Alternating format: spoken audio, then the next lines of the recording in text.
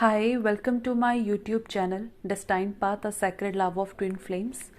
आज इस वीडियो में मैं शेयर करूंगी आपके साथ कि what is inner work in twin flames. Inner work क्या है ट्विन फ्लेम जर्नी में, राइट?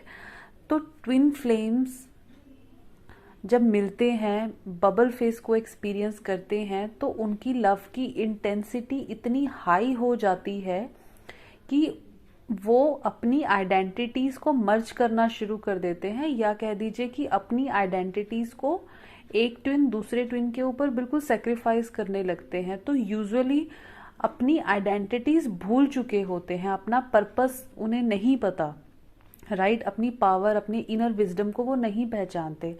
तो उस समय जो है डिवाइन इंटरवेंशन होती है 3D सेपरेशन के फेस में, कि कुछ समय के लिए उन्हें अलग किया जाता है ताकि वो अवेकन हो, डिवाइन के साथ मर्ज हो, अपनी इनर विजडम को, इनर पावर को समझें, और जिस सोल पर्पस का कॉन्ट्रैक्ट कर कर उन्होंने जन्म लिया है उस सोल पर्पस को वो पहचाने, उसे उस सोल पर्पस को वो करें।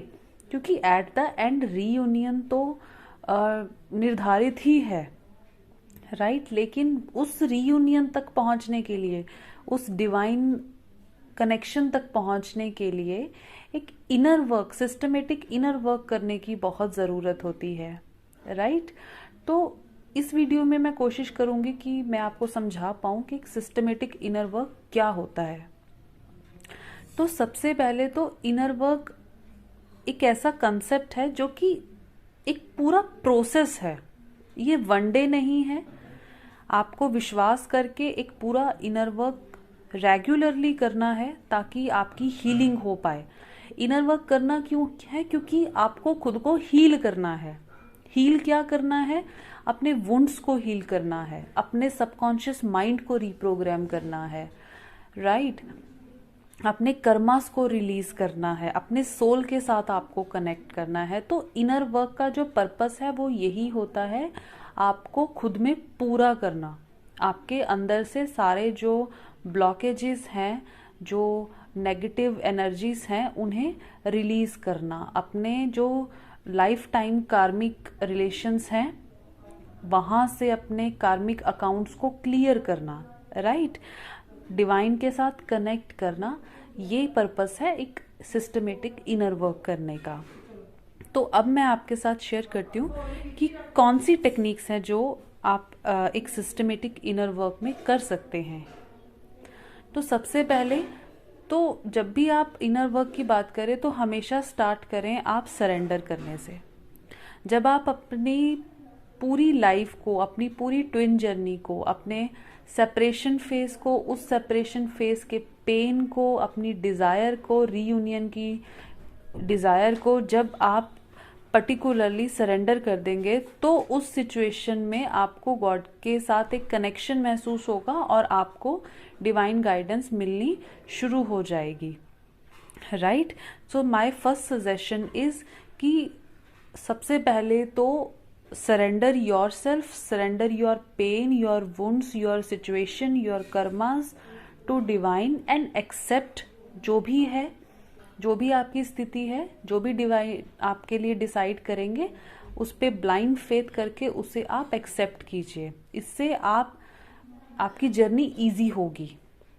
तो पहली टेक्निक मैं आपको बताऊंगी कि इनर वर्क में आप ब्रीदिंग एक्सरसाइजेस जरूर कीजिए, क्योंकि सेपरेशन फेज को जो ट्विन्स एक्सपीरियंस कर रहे हैं वो भली भांति जाते हैं कि अपने ट्विन से सेपरेट होने के बाद सांस नहीं आती, जो एक इमेंस पेन है, इंटेंस पेन है, वो सांस नहीं लेने देता। अपनी सांस जब अंदर चुभने लगती है तो बाकी सब चीज़ें एक तरफ हो जाती है, ब्रीदिंग ही इतनी मुश्किल हो जाती है। तो आप एक ब्रीदिंग एक्सरसाइज ज़रूर करें। आप कोई योगा करें, वॉक करें, थोड़ा टाइम मेडिटेट करके अपनी सांसों को लंबा लेने की कोशिश करें। तो कुछ ना कुछ आप अपनी ब्रीदिंग के लिए ज़रूर करें, राइट?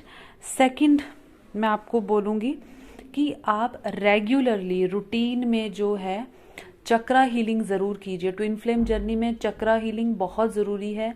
आपका हर एक चक्रा आपके डिवाइन काउंटर पार्ट के चक्रास के इश्यूज को रिलीज करता है, उस पर मैं अलग वीडियो बनाऊंगी। लेकिन आपको ओवरऑल 7 चक्रास जो हैं हमारे रूट से लेकर क्राउन तक, ये आपको आई सजेस्ट कि आप इन चक्रास का रोज मेडिटेशन कीजिए, इन चक्रास को रोज हील कीजिए, राइट। इससे आपके अंदर के ब्लॉकेजेस जो हैं रिलीज होंगे, क्योंकि हमारे सारे ब्लॉकेजेस हमारे चक्रास के साथ रिलेट करते हैं। जैसे इनसिक्योरिटी का जो ब्लॉकेज है वो रूट चक्रा के साथ, सेक्सुअलिटी का जो ब्लॉकेज है वो सैक्रल चक्रा के साथ, अग्रेशन ईगो का जो ब्लॉकेज है वो सोलर प्लेक्स के साथ, राइट। खुद को क्लोज ऑफ कर लेना, अपने प्यार से बिल्कुल अलग कर लेना, हर्ट चक्रा के साथ कम्युनिकेट क्लियर ना कर पाना, ये थ्रॉट चक्रा के साथ इंट्यूशन नहीं पकड़ पाना, गॉड की गाइडेंस नहीं पकड़ पाना, ये हमारे थर्ड आई चक्रा के साथ, और उस डिवाइन लाइट को फील नहीं कर पाना, ये हमारे क्राउन चक्रा के साथ। तो इस तरह से कुछ कुछ जो है हमारे ब्लॉकेजेस सारे हमारे जो कि रिलेट करते हैं हमारे चक्रा के साथ। तो जब आप इन चक्रास को हील करेंगे, रूटीन चक्रा मेडिटेशन करेंगे, तो ये ब्लॉकेजेस आपके 3 to 4 मंथ्स में आप नोटिस करेंगे कि आप में एक बहुत खूबसूरत चेंज आया है, राइट। आपके जो ब्लॉकेजेस हैं वो धीरे धीरे रिलीज होना शुरू हो गए हैं। देन मैं आपको सजेस्ट करूंगी third point, twin flame mirroring exercise जरूर कीजिए। आपके ट्विन दरअसल आपको उसी बात पे अपसेट करते हैं जो आपके अंदर कमी होती है। जो आपका ब्लॉकेज है, आपका ट्विन उसी ब्लॉकेज को आके जो है पिन करते हैं। तो आप सबसे पहले ये देखिए कि आपको लगता है कि आपका एग्जाम्पल दूं तो कि आपका ट्विन आपको ईगो दिखाता है, तो आप ये नहीं देखेंगे कि ये मुझे ईगो दिखाता है बट मैंने तो कभी इसके साथ ईगोस्टिक बिहेवियर किया नहीं। आप ये देखिए कि इसके अलावा और किसके साथ आप ईगोस्टिक बिहेव करते हैं, क्योंकि वो हमारे साथ वो कर रहा है जो हम दूसरों के साथ कर रहे हैं, एक्सेप्ट उसके। तो आपको अपना ब्लॉकेज अंडरलाइन हो गया, तो यहाँ से एक आपको सिम्टम मिल गया कि आपका कहीं ना कहीं ईगो इशू चलता है। तो आपको सबके साथ अनकंडीशनल लव की स्टेट में आना है। रूटीन में जो है मिरर एक्सरसाइजेस आप वो कीजिए। देन मैं सजेस्ट करूंगी next technique, twin flame polarity पे काम कीजिए।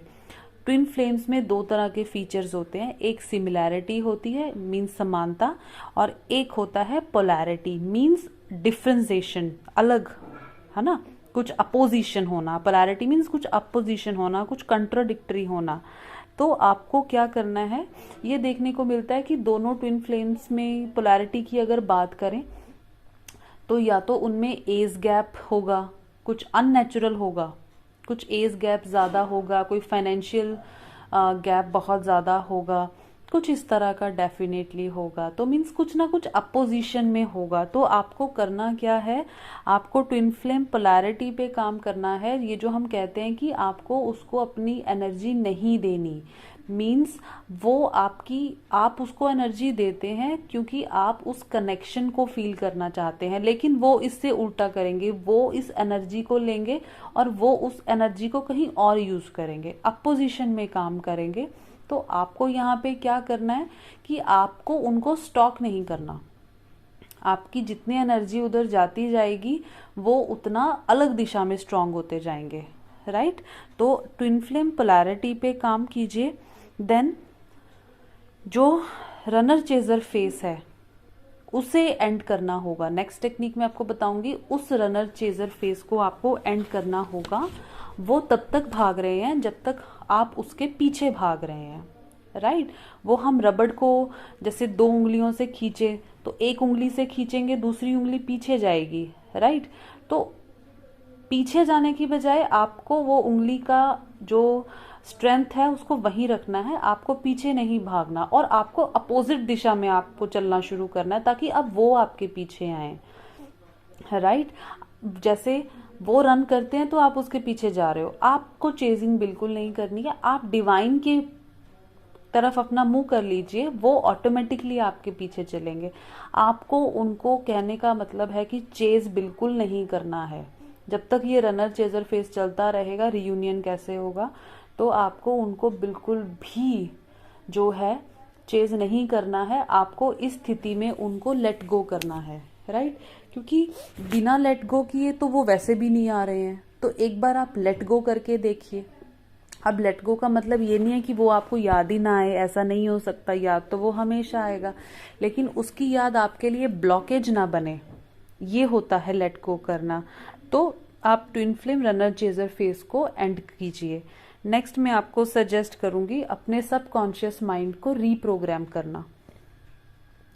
अब सबकॉन्शियस माइंड क्या है? हमारा वो चित्त जो हर बात को, हमारी हर एक एक्टिविटी को, हमारी हर एक थॉट को रिकॉर्ड करता है और हमें वैसे ही रिजल्ट्स लेने को मिलते हैं। जैसे हम कहते हैं ना कि हमने जैसा कर्म किया हमने वैसा पाया, तो वो कर्म क्या है? हमारे सबकॉन्शियस माइंड में रिकॉर्ड है, तो कभी ना कभी उसका एज इट इज रिजल्ट जो है वापस आके जरूर मिलता है। तो आपको आपके सबकॉन्शियस माइंड को रीप्रोग्राम करना है। जैसे कुछ बातें आपके सबकॉन्शियस माइंड में यूं ही अटकी होती हैं। अगर मैं एक एग्जांपल दूं तो हम लाइट में जो है कंफर्टेबल फील करते हैं, लेकिन डार्क अंधेरे में हम डिस्कम्फर्ट फील करते हैं, फियर फील करते हैं। वाई? क्योंकि हमारे माइंड में कहीं ना कहीं ये बात छिपी होती है, कहीं ना कहीं ये सबकॉन्शियस में अटकी हुई है कि डार्क में, रात में नेगेटिव आइडेंटिटीज होती हैं। तो नेगेटिव आइडेंटिटीज तो दिन में भी होती हैं, लेकिन हमारा माइंड क्या कहता है कि रात में होती है। तो इट मीन्स हमारे सबकॉन्शियस माइंड में ये बात है। तो इस सबकॉन्शियस माइंड को आप रीप्रोग्राम कीजिए पॉजिटिव अफर्मेशंस देके। हमेशा अपने दिन की शुरुआत कीजिए इन 2 लाइन से कि I am a divine child, I am a positive person, I am protected by God. तो ऐसी कुछ अफर्मेशंस देंगे तो आपका माइंड, आप जो कहेंगे उसको जो है प्रोग्रामिंग उसकी वैसे हो जाएगी। तो सबकॉन्शियस को आप हील जरूर कीजिए। नेक्स्ट आपको टेक्निक आई सजेस्ट कि डीएनए हीलिंग। डीएनए हीलिंग क्या है? हमारे डीएनए में हमारे कर्मा स्टोर्ड होते हैं। हम जैसे कर्म करते हैं उनका कब कैसे फल मिलेगा ये हमारे डीएनए में स्टोर्ड है। हमारे अनसेस्टर के कर्म्स डीएनए में होते हैं। आपके पूर्वजों ने, आपकी जो जनरेशन है, आप उस जनरेशन में कौन से कर्सेस चल रहे हैं, तो वो कर्सेस ऑटोमेटिकली आपके जन्म के समय आपके डीएनए में आ जाएंगे। अब आपको इन्हें हील करना है, राइट। अच्छा, कर्मास कभी भी मेडिटेशन से हील नहीं होते। बस कर्मा के लेसन हम जब लेते हैं तो एक सब्र करना हम सीख जाते हैं मेडिटेशन में। कर्मास हमेशा पे करके ही चुकाए जाते हैं। आप कभी ऐसा नहीं कह सकते कि मैं इतना इनर वर्क कर रही हूँ, मैं इतना मेडिटेट कर रही हूँ, मैंने इतना अच्छा किया, उसका फल आपको अच्छे में मिलेगा। लेकिन ऑलरेडी जो आप बुरा कर चुके हैं इस लाइफ में, पास्ट लाइफ में, तो वो आपको पे करके ही आपका रिलीज होगा। कर्म का कानून कभी माफ नहीं करता। तो जब भी इस जर्नी में आप हैं, आप पेन में हैं, तो कभी ब्लेम मत कीजिए। आप ये मान के चलिए कि ये कभी ना कभी आपके हाथ से कुछ हुआ होगा, तो वो पे बैक हो रहा है। तो आपको जस्ट आप खुद को ये समझाइए कि आपका ये अकाउंट जो है इसके साथ क्लियर हो रहा है। आपको नए कर्मास क्रिएट नहीं करने, राइट। एंसेस्टर हीलिंग करनी है। जैसे पितृ दोष पे लोग काम करते हैं, आप इस तरह की पूजा कर सकते हैं, ऐसी साधना कर सकते हैं। एनिमल्स को भी जब हम फूड ऑफर करते हैं तो एंसेस्टर हीलिंग होती है। तो इस तरह के जो है आपको इस तरह के काम करने हैं। नेक्स्ट मैं आपको सजेस्ट करूंगी कि आप मंत्र साधना जरूर कीजिए। एक तो आप अजापा जप कीजिए। इनर वर्क में ये बहुत महत्वता रखता है, क्योंकि हमें कई इश्यूज पता होते हैं, कई इश्यूज हमें नहीं पता होते। तो जब भी हम अजपा जप करते हैं तो अजपा जप की शक्ति इतनी ज्यादा स्ट्रांग होती है कि ऑटोमेटिकली आपके कई रास्ते अपने आप खुलते जाते हैं। आपका डिवाइन कनेक्शन बड़ा स्ट्रांग होता जाता है, राइट। नेक्स्ट पॉइंट इज आप अपने अंदर की शिव शक्ति को बैलेंस कीजिए। तब तक रियूनियंस नहीं होते जब तक अंदर के शिव शक्ति ना मिले। हमारी जो शक्ति है वो हमारे रूट से उठ के हमारे थर्ड आई पे जो शिव है वहां जाकर मिलती है। तो कहीं ना कहीं ये कुंडलनी का प्रोसेस भी आ गया है। आप अपनी शक्ति को उठाइए, ब्लॉकेजेस रिलीज करते जाइए। जब आप अपने अंदर के शिव शक्ति को, शिव जो कि लॉजिक है और शक्ति जो कि इमोशंस हैं, दोनों को बराबर की जगह नहीं देंगे, तब तक आपका इनर यूनियन नहीं होगा। और जब तक आपका इनर यूनियन नहीं होगा, आप आउटर यूनियन को अट्रैक्ट नहीं कर सकते। तो आपको अपना अंदर शिव शक्ति का जो बैलेंस है वो करना है।